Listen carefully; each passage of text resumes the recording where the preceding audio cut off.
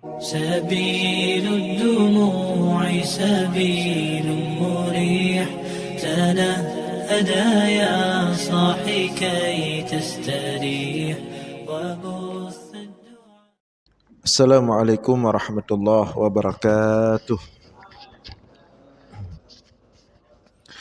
الحمد لله الذي بنعمته تتم الصالحات وبفضله تتنزل الخيرات والبركات وبتوفيقه تتحقق المقاصد والغايات. اللهم صل وسلم وبارك على سيدنا ومولانا محمد وعلى آله وصحبه أجمعين أما بعد. Hadirin jamaah sekalian yang dimuliakan Allah, kembali kita lanjutkan kajian kita sebagaimana biasa, masih tentang hal-hal berkaitan dengan salat. Keistimewaan atau fadilah seputar salat. Pada malam ini kita masuk pada salat Jumat. Masuk pada pembahasan salat Jumat. Sebelum kita baca satu persatu hadis tentang salat Jumat,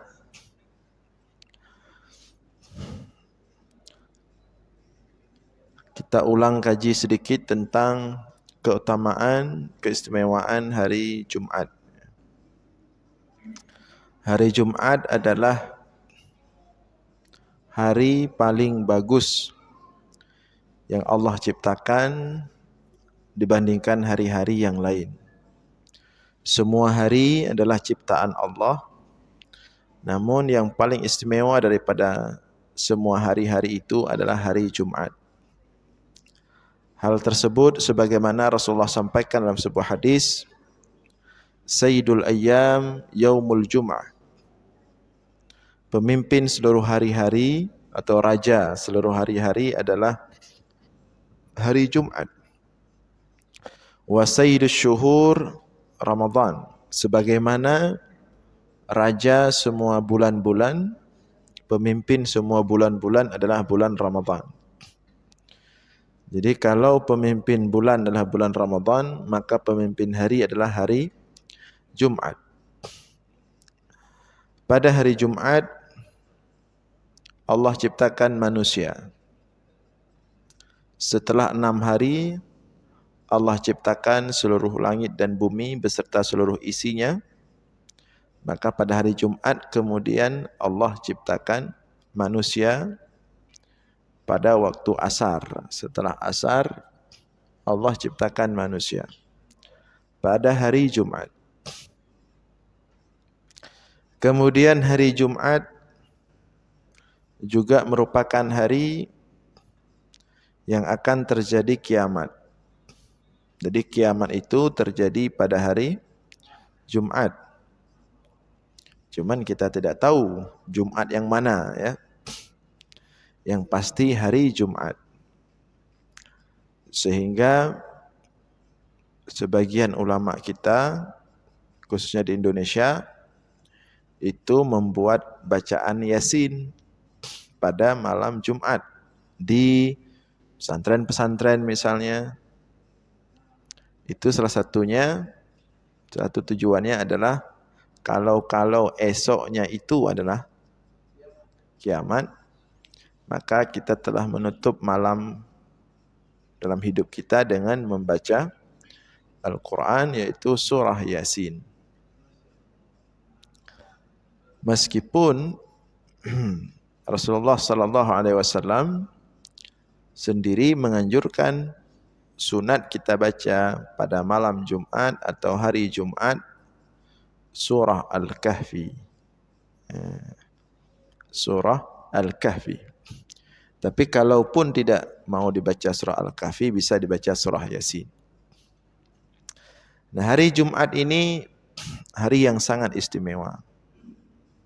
Di dalamnya juga banyak keberkahan-keberkahan yang lain. Di antaranya juga pada hari Jumat ini ada satu waktu yang di situ makbul doa. Pada hari Jumat. Di situ makbul doa. Walaupun kemudian tidak diketahui kapan waktu itu. Pokoknya hari Jumat dalam waktu 24 jam di hari Jumat. Itu ada satu saat fiha sa'ah. Ada saat di mana ketika seseorang berdoa kepada Allah pada saat itu doanya langsung makbul. Sebagian ulama mengatakan waktu makbul itu adalah pada hari Jumat ketika khatib duduk antara dua rukun khutbah. Ketika khatib duduk antara dua rukun khutbah, maka kita semua disunatkan membaca doa. Sebagian ulama mengatakan itulah waktunya makbul doa di hari Jumat. Sebagian ulama yang lain mengatakan di subuhnya. Sebagian ulama yang lain mengatakan setelah asar, ya, menjelang maghrib. Sebagian ulama lain mengatakan tidak diketahui kapan, pokoknya ada satu saat di hari Jumat itu yang siapapun berdoa pada saat itu berpas-pasan dengan saat itu, maka doanya pasti makbul.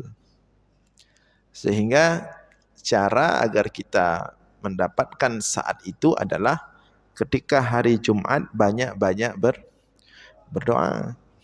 Subuh berdoa, duha berdoa, saat pelaksanaan Jumat juga berdoa, siap Jumat berdoa, asar berdoa.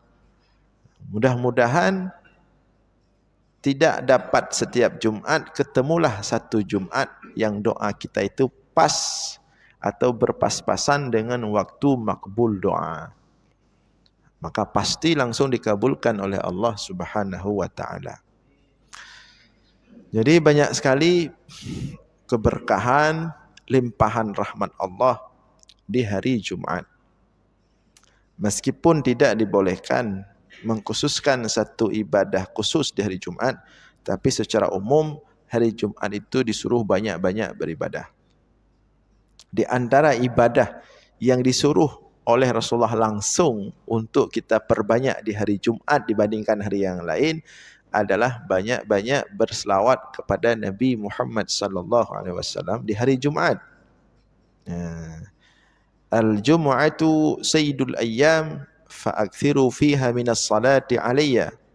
Rasulullah mengatakan Jumat itu adalah pemimpin seluruh hari-hari, maka perbanyaklah selawat pada hari tersebut kepadaku. Jadi banyak-banyak berselawat di hari Jumat. Ya. Dan Jumat ini adalah hari rayanya orang atau umat Nabi Muhammad sallallahu alaihi wasallam. Hari besar umat Nabi Muhammad sallallahu alaihi wasallam. Kalau orang Yahudi itu hari besar mereka dalam seminggu adalah hari Sabtu. Kalau orang Nasrani, hari besar mereka dalam seminggu itu adalah hari Minggu. Adapun umat Islam, hari besar mereka dalam satu pekan itu adalah hari Jumat. Jadi seharusnya umat Islam, umat Nabi Muhammad itu enggak ngomong begini. Seminggu sekali, enggak seperti itu. Tapi satu Jumat sekali.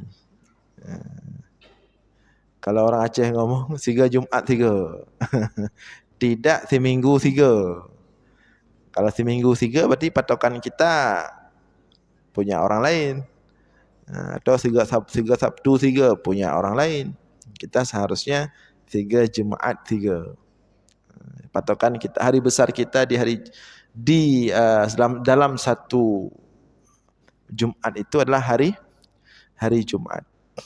Nah, itu beberapa keutamaan, keistimewaan hari Jumat. Jadi seharusnya juga hari libur kita itu hari Jumat, umat Islam. Karena kalau enggak, kalah kita sama orang lain. Orang Yahudi mereka itu liburnya hari Sabtu. Jadi mereka itu di Sabtu itu tutup semua, mereka beribadah. Hari Minggu orang Nasrani tutup semua toko-toko, mereka beribadah. Coba kita lihat tu orang-orang Cina itu. Walaupun mereka itu sangat gigih, semangat berbisnis, berdagang, cari uang, tapi begitu Minggu mereka tutup.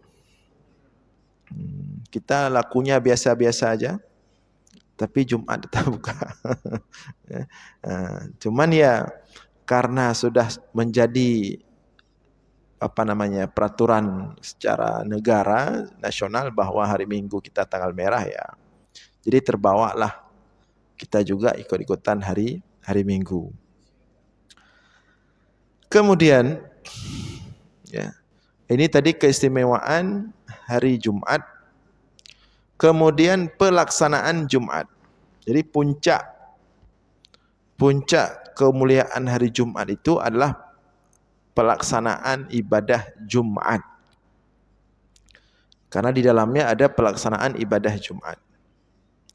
Nah, ibadah Jumat atau salat Jumat ini disyariatkan kepada umat Nabi Muhammad sallallahu alaihi wasallam itu sebelum Rasulullah hijrah ke Madinah, masih di Mekah.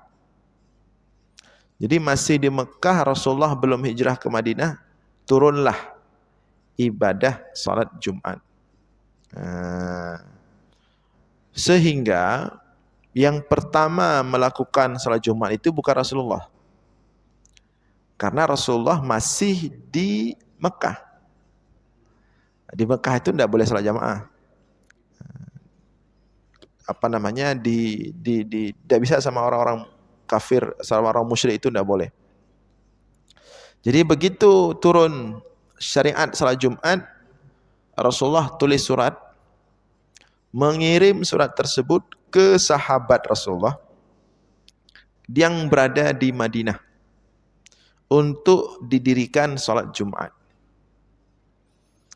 Kemudian sampai surat itu ke sahabat-sahabat di sana, di Madinah, dibuatlah pelaksanaan salat Jumat di salah satu lembah yang jumlah jamaah ketika itu 40 orang. 40 orang. Itu pertama pelaksanaan salat Jumat. Rasulullah tidak ada, masih di Mekah. Sehingga hadis ini kemudian menjadi pegangan dalam mazhab Syafi'i bahwa untuk sah salat Jumat itu mesti ada ahli Jumat. Ahli Jumat ya. Dan ahli Jumat itu ada syaratnya. Mesti ada ahli Jumat berjumlah 40 orang. Karena dasar pelaksanaan salat Jumat 40 orang. Nah, kemudian Rasulullah sendiri baru melaksanakan salat Jumat itu ketika dalam perjalanan dari Masjid Quba ke Madinah, belum ada Masjid Nabawi. Rasulullah kemudian hijrah sampai ke Quba, istirahat di Quba beberapa hari. Kemudian dalam perjalanan dari Quba ke pusat kota Madinah, di tengah jalan ketika itu hari Jumat, maka dilaksanakanlah Jumat oleh Rasulullah sallallahu alaihi wasallam bersama para sahabat yang ada ketika itu, jumlahnya 17 orang. Maka kemudian dalam mazhab Maliki, Imam Malik mengatakan Jumat itu sah kalau jumlah orangnya itu 17 orang. Ahli Jumat. Kalau tadi 40 itu termasuk imam. 17 termasuk imam juga. Nah, itu. Sehingga terjadilah perbedaan pendapat di kalangan ulama. Kalau mazhab Syafi'i mesti 40, mazhab Maliki boleh 17. Oleh orang Syafi'iyah mengatakan itu 17 karena memang enggak ada orang lain, darurat. Yang dasarnya yang pertama 40. Nah, Kemudian Imam Hanafi mengatakan ada 40 Rasulullah tidak komentar, ada 17 Rasulullah tidak komentar. Sepertinya bukan persoalan jumlah. Tapi yang penting salat Jumat itu wajib dilakukan berjamaah. Datang Imam Hanafi. Imam Hanafi mengatakan tidak mesti 40, tidak mesti 17. 3 orang sah Jumat. Yang penting tidak sendiri. Kalau sendiri tidak dikatakan jamaah. Kalau 3 orang sudah dikatakan jamaah. Itu dasar. Kemudian sampai hari ini tentang kedudukan jumlah yang hadir dalam salat Jumat. Di antara pendapat yang ada, pendapat dalam mazhab Syafi'i yang paling ketat. Yang paling ketat tentang pelaksanaan salat, baik segi jumlah, udah 40, minimal harus ahli Jumat lagi. Harus betul-betul ahli Jumat. Ahli Jumat itu mustautin, akil, baligh, itu ahli Jumat. Dan dia paham mana rukun-rukun khutbah. 40 orang itu. Kalau dalam pelaksanaan ibadah salat Jumat di sebuah masjid, mustautinnya, yang hadir itu 500 orang di sebuah masjid. Yang hadir katakanlah penuh masjid 500 orang. Tapi yang ada mustautin cuma 39. Maka dalam mazhab Syafi'i salat Jumat itu tidak sah. Nah, ya. Jadi dalam mazhab Syafi'i masalah Jumat memang agak ketat sedikit. Kalau kita mengikuti mazhab Syafi'i banyak ini. Ya, di beberapa masjid termasuk di Banda Aceh hari ini itu tidak memenuhi syarat, khususnya masjid-masjid yang terdapat di perkantoran misalnya, ya, atau di komplek-komplek tertentu yang masih baru. Nah, kemudian jadi itu sejarah pensyariatan salat Jumat. Kemudian tata laksana salat Jumat dia terdiri daripada salat 2 rakaat, kemudian khutbah. Diawali khutbah, kemudian salat 2 rakaat. Kedudukannya sama seperti kedudukannya dia selevel dengan salat zuhur. 2 rakaat itu 2 rakaat zuhur, 2 rakaat lagi diganti dengan khutbah. Sehingga dalam penyampaian khutbah Jumat atau 2 rukun khutbah Jumat itu harus betul-betul dalam kondisi seperti orang dalam solat. Jadi khatibnya itu harus betul-betul tenang, teduh, sejuk, tidak banyak gerak dan tidak boleh lama-lama. Maka Rasulullah mengatakan min fiqhir rajul, di antara tanda kefakihan seseorang, kealiman seseorang ketika dia memendekkan khutbahnya, memanjangkan salatnya. Kalau kita enggak ada sekarang seperti itu. Yang ada sebaliknya, khutbahnya panjang, salatnya pendek. Jadi ketika imam melihat ini khatib panjang, dilihat jam udah, ya udah saya baca qul huwallahu ahad aja biar cepat. Jadi khutbah yang panjang mengorbankan padahal enggak bisa seperti itu sebenarnya, ya, harus salat yang panjang khutbah. Tapi memang hampir tidak ada sekarang, ya. Tapi Rasulullah mengatakan seperti itu. Ya. Nah, jadi khatib itu dia harus memahami hakikat kedudukan 2 rukun khutbah itu adalah salat. Maka dia dengan demikian dia bisa menjaga diri. Enggak apa seperti kampanye ya. Makanya salah satu sunnah dalam menyampaikan khutbah, khatib itu harus pegang sesuatu. Harus pegang sesuatu. Ya, Rasulullah ketika menyampaikan khutbah, kadang-kadang beliau memegang pedang, kadang-kadang beliau memegang tombak, dan di akhir-akhir hidupnya sering ketika menyampaikan khutbah memegang tongkat. Melihat Rasulullah itu memegang sesuatu, apakah kadang-kadang pedang, kadang-kadang tombak, kadang-kadang tongkat, maka kemudian Ibnul Qayyim Al-Jauziyah mengatakan berarti siapapun yang menjadi khatib boleh pegang apa aja, pokoknya pegang sesuatu. Tangannya itu harus dipegang sesuatu. Kalau enggak nanti main. Harus pegang sesuatu biar tenang, biar teduh, biar khutbahnya itu enak, tenang, meneduhkan, menenteramkan. Nah, itu penyampaian khutbah seperti itu. Ya. Jadi dia lebih pendek dari salat. Salat harus lebih panjang.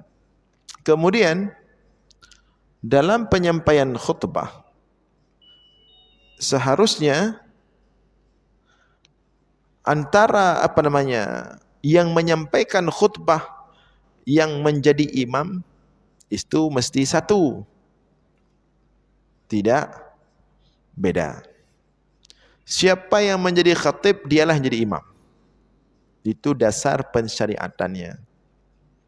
Karena siapa yang pertama orang yang menyampaikan khutbah Jumat? Rasulullah sallallahu alaihi wasallam. Sepanjang hidup Rasulullah sallallahu alaihi wasallam, beliau yang khatib, beliau yang imam. Maka seharusnya siapa yang menyampaikan khutbah, dia yang menjadi imam. Itu dasarnya. Tapi kemudian di kita di Indonesia khususnya itu menjadi susah. Ada yang pinter orasi, enggak bisa atau enggak pas ketika menjadi imam. Ada yang ketika imamnya bagus bacaannya, tapi tidak bisa menjadi khatib. Timbullah persoalan, lain khatib, lain imam. Jadi dalam istilah turas Islam itu enggak ada dikenal sebutan khatib. Ya. Dalam pembahasan salat Jumat itu enggak ada penyebutan al-khatib, enggak ada. Yang ada penyebutan al-imam. Jadi kalau buka kitab-kitab lihat masalah kitab kuning ya, lihat masalah salat Jumat. Itu tidak ada penyebutan khatib, tidak ada. Yang ada penyebutan imam. Maksud imam itu khatib dan imam. Kenapa demikian? Karena memang satu. Di kita baru dipisahkan khatib, imam. Makanya waktu pengumuman tata laksana Jumat kita hari ini khatib fulan, imam fulan. Kalau di Arab tidak ada hubungan, tidak ada di buat pengumuman lagi siapa imam, cuman dibuat pengumuman siapa khatib. Karena siapa jadi khatib pasti jadi udah pasti otomatis. Tapi apakah boleh beda khatib sama imam salat Jumat? Boleh, tidak ada larangan. Boleh saja. Cuman ya kalau dasarnya seperti itu.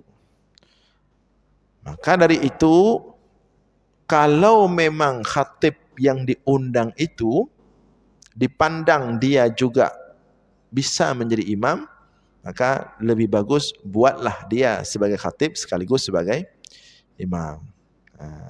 Nanti dilihat misalnya khatib fulan, ini kayaknya beliau pernah kita dengar enak beliau imam. Itu taruh aja beliau sebagai imam. Tak perlu lagi cari imam yang lain. Kalau khatib-khatib yang misalnya agak sibuk-sibuk sedikit, Itu bolehlah ada imamnya. Karena mungkin beliau buru-buru. Ya. Jadi biar imam orang lain, jadi selesai salat beliau kadang ada kebutuhan apa bisa langsung berangkat. Jadi itu harus dipertimbangkan. Ya. Itu dasar pensyariatannya. Kemudian bagi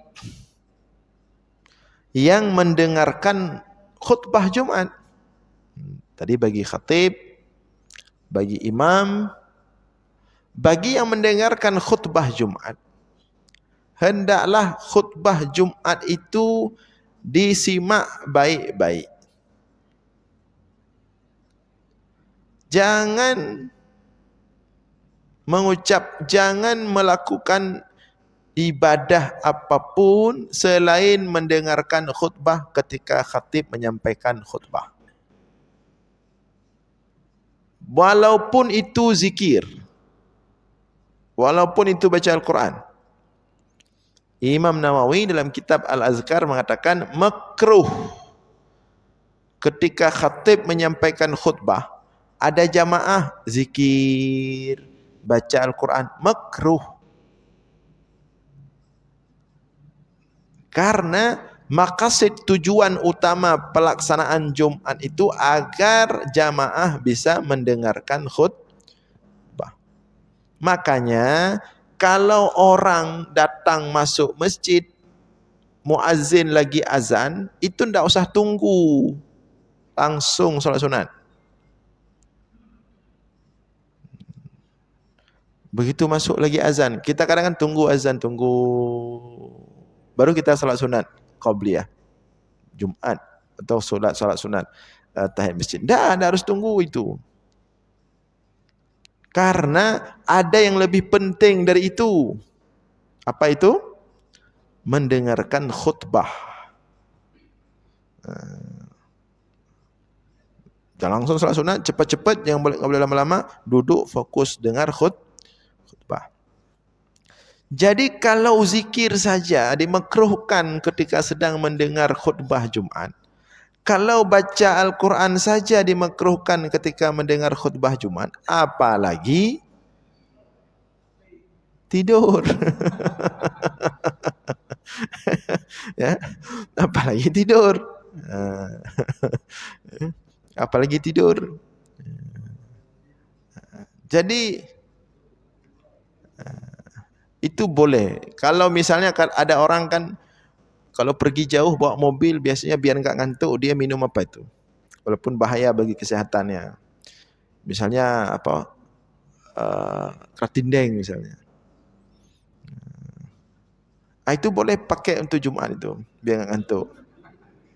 Dan itu lebih harus.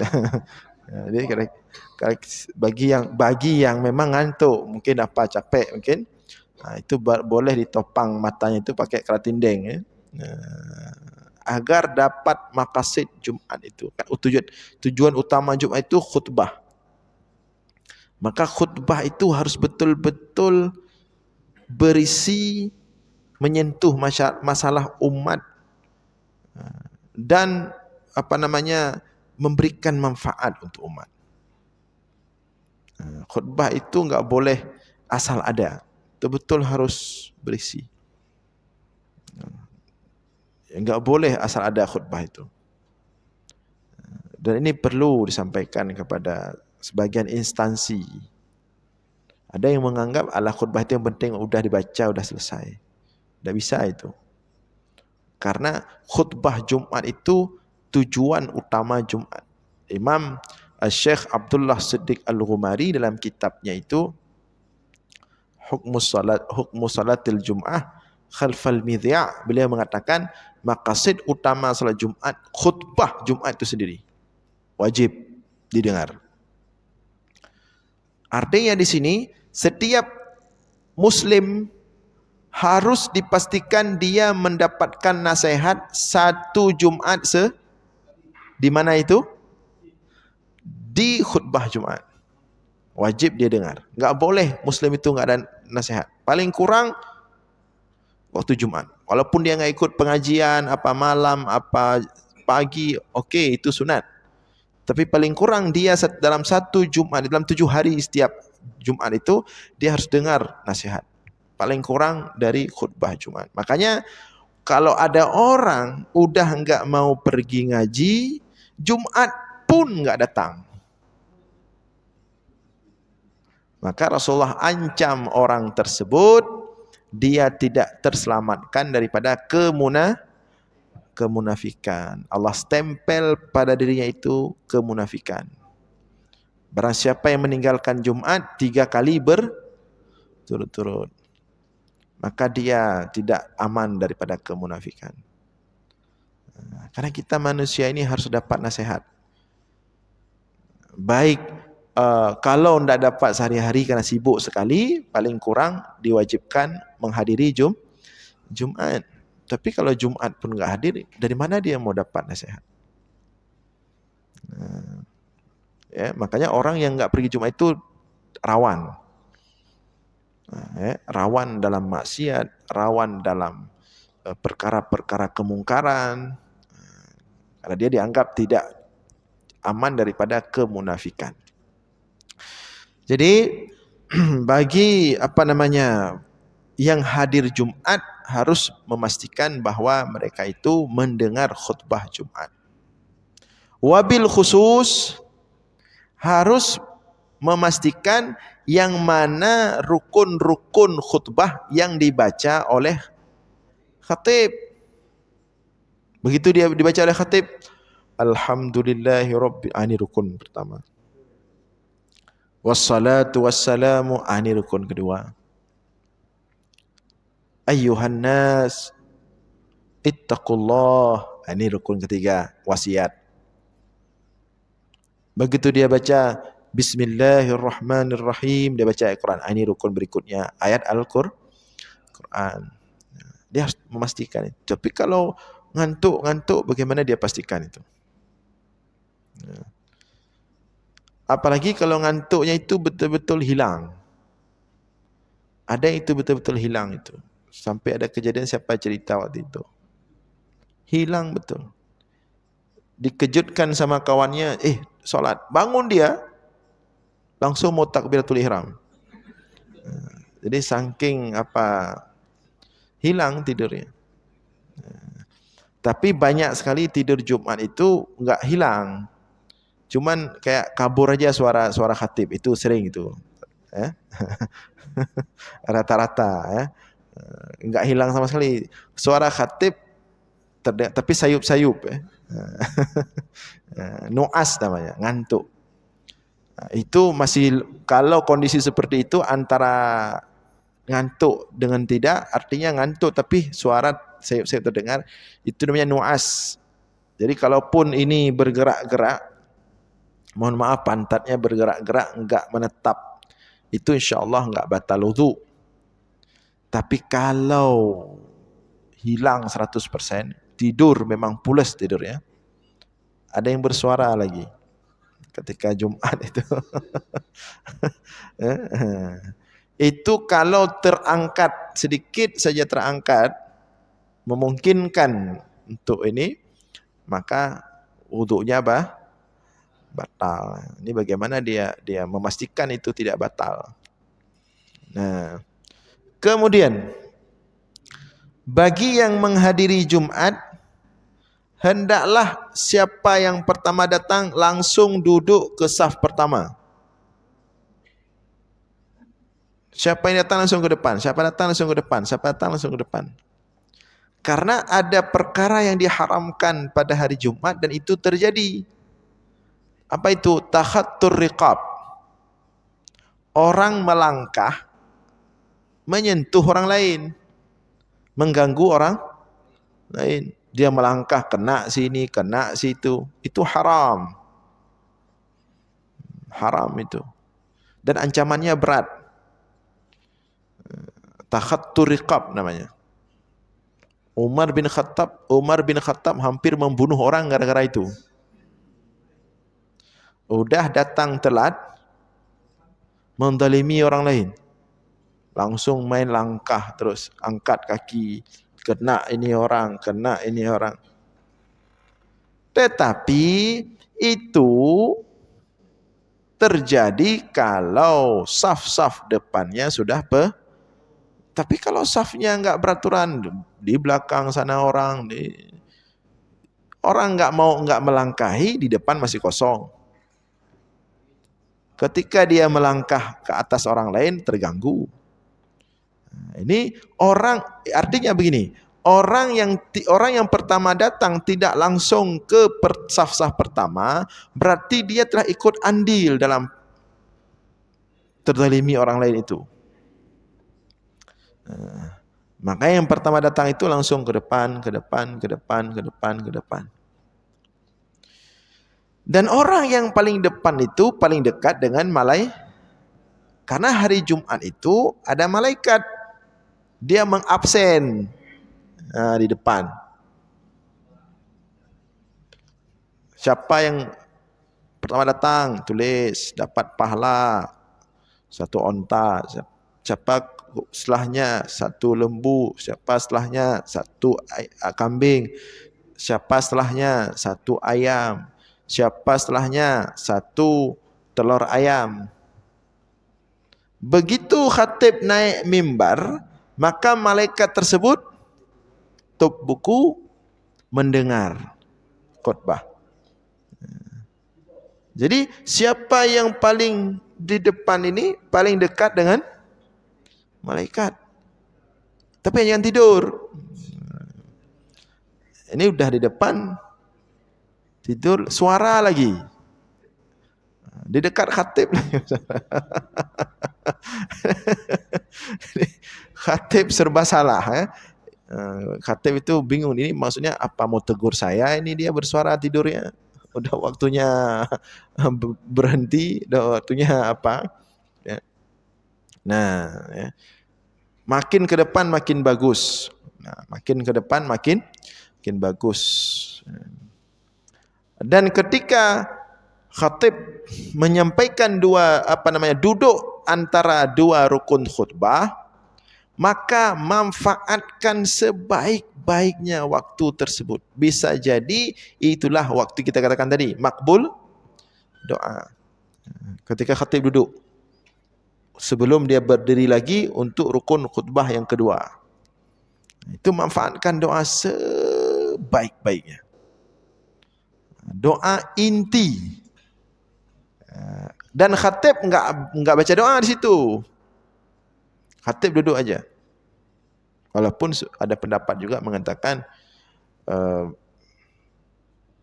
tidak wajib duduk antara rukun khutbah. Tapi dalam mazhab Syafi'i pendapat kuat itu wajib. Baca doa. Kita semua baca doa. Bahkan di sebagian masjid di kampung-kampung itu, doa antara 2 rukun khutbah itu ada yang pimpin. Tapi kita enggak usah. Mungkin masing-masing ada doa-doa masing-masing, lagi ada masalah mungkin, beda-beda masalah. Jadi biar menyesuaikan aja sesuai dengan masalah masing-masing. Apalagi ekonomi akhir-akhir ini sedang rumit ya. Jadi kita enggak bisa memaksakan orang dengan doa kita. Enggak masalah, silakan masing-masing berdoa. Kemudian khatib naik lagi untuk melanjutkan rukun khutbah yang kedua, kita selesai berdoa. Nah, itu beberapa hal berkaitan dengan hari Jumat dan pelaksanaan sholat Jumat. Ya. Berkaitan dengan hari Jumat dan sholat Jumat. Ya, termasuk hari Jumat itu satu lagi, di antara amalan yang ditekankan pada hari Jumat itu banyak-banyak bersedekah. Alhamdulillah sudah hidup di beberapa masjid. Termasuk masjid kita yang kita cintai ini, Masjid Al-Fitrah. Ya. Saya lihat setiap saya kena khatib di sini, artinya setiap Jumat maksudnya ya, itu selalu ada orang kasih minum, nasi.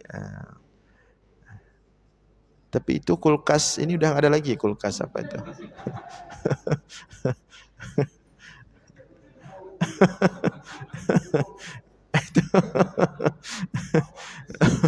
Ya. Kalau di Malaysia seperti itu, di Malaysia. Setiap Jumat itu orang bawa nasi, bawa jus untuk jamaah semua. Ya. Tapi yang diharapkan dari satu orang rame-rame. Enggak bawa banyak, bawa 5 jus. Ya. Bawa apa yang bisa dibawa. Itu hal yang mulia di hari Jumat. Kalau di negeri orang seperti itu. Ya, bawa apa yang bisa. Itu hal yang harus kita budayakan. Ya. Bersedekah di hari Jumat. Beda pahalanya. Apa-apa yang mungkin. Ya. Ada itu satu yayasan apa namanya? Yayasan yang dikasih es lilin sama roti. Sama roti apa itu? Yayasan apa itu? Punya Malaysia. Yamin apa namanya itu? Dia datang ke masjid-masjid, dia tunggu di pintu, begitu jamaah keluar, dibagi es lilin 1 orang, roti 1 orang. Itu es lilin itu bagi orang yang ngantuk-ngantuk ketika Jumat itu sangat berharga itu. Begitu dia selesai Jumat, dia keluar langsung segar. Artinya, kenapa beda pahalanya? Artinya orang-orang yang baru siap salat Jumat, baru siap mendengarkan khutbah, baru siap salat Jumat, apalagi siap selesai ada doa, selawat. Orang-orang yang baru saja dosa-dosanya itu berguguran. Jadi saya kalau kita pun bersedekah, kita bersedekah kepada orang-orang baik. Orang baru selesai sholat, baru selesai berdoa. Dalam keadaan hatinya sedang tenang, bersih. Begitu kita kasih sedekah, lebih bermanfaat sedekah kita. Ketika ketimbang kadang-kadang kita kasih ke orang sholat pun enggak dia. Ibadah pun enggak. Ya. Maka banyak-banyaklah bersedekah di hari Jumat. Ya. Boleh ditaruh rak atau bagaimana nanti. Atau dikembalikan rak yang sudah ada itu. Rak es itu. Ya, enggak harus besar-besar nasi seperti tadi es lilin. 1000 es lilin itu. 1000 berarti 100 ya 100.000 kalau 100 biji ya. 100 apa? Kalau 500 ribu. Nah, itu sudah sangat berarti. Apalagi kalau siangnya itu sedang panas-panasnya. Nah, insya Allah kalau es lilin walaupun orang sudah tua bisalah itu. Kalau es lilin kan nggak besar ya, nggak terlalu berefek untuk kesehatan. Ya. Nah, jadi itu diantara hal-hal yang diutamakan untuk dilakukan di hari Jumat. Kemudian terakhir, hari Jumat itu juga merupakan hajinya bagi orang-orang yang tidak mampu berhaji ke tanah haram. Ya, itu hajinya orang-orang yang tidak mampu berhaji ke tanah haram. Dia dapat pahala haji dengan pergi ke Jumat. Orang yang tidak mampu secara ekonomi, secara tenaga, insya-Allah kalau sampai dengan ketidakmampuannya itu dia meninggal, dia wafat. Meskipun dia tidak pergi ke tanah haram, tapi dia selalu pergi Jumat, maka ibadah haji Allah catat bagi orang tersebut. Demikian, insyaallah kita lanjutkan malam Sabtu depan. Aqulu qauli hadza wa astaghfirullah li wa lakum. Wassalamualaikum warahmatullahi wabarakatuh.